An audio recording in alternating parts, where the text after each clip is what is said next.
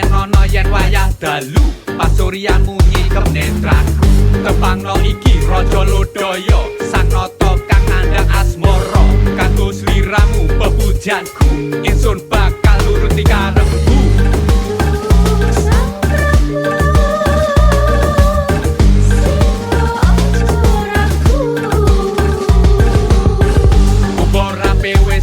siap deh, seserahan sing mbok impek deh. Para prajurit padha kumpul gene, sun paring dawuh dak dilaksanakne. Aja padha sambat apa maneh ngresula, yen ra iso bakal cilaka.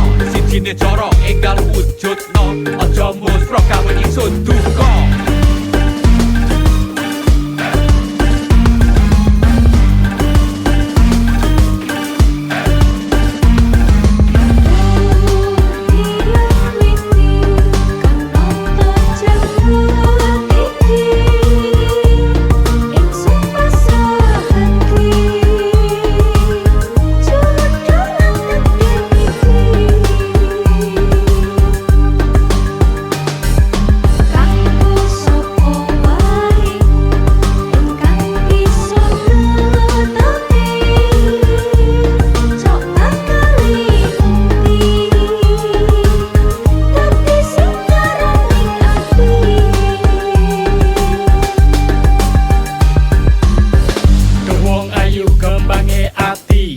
Ingsun ora bisa lali pamane kembang sira dadi udan tansah nelesi gawe mekaring sari saka langit seksana kritaku saka bantarangin bakal boyong sliramu iki saguhku iki sumpahku muga dadi donga lan penyemangatku.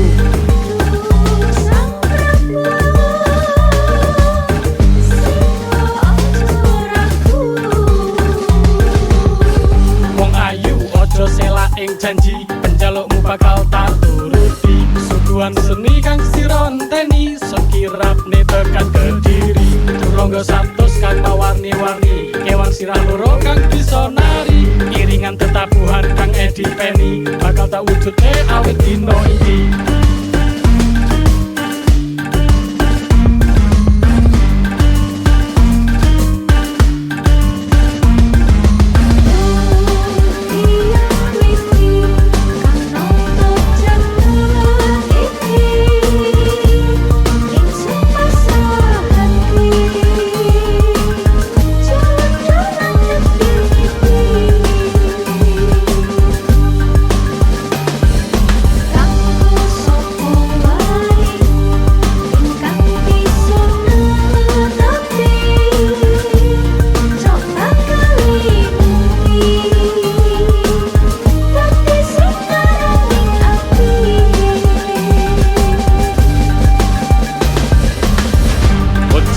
Carita Prabu Klara Siwandono saged amenangi sayembara arupi Dewi saka langit.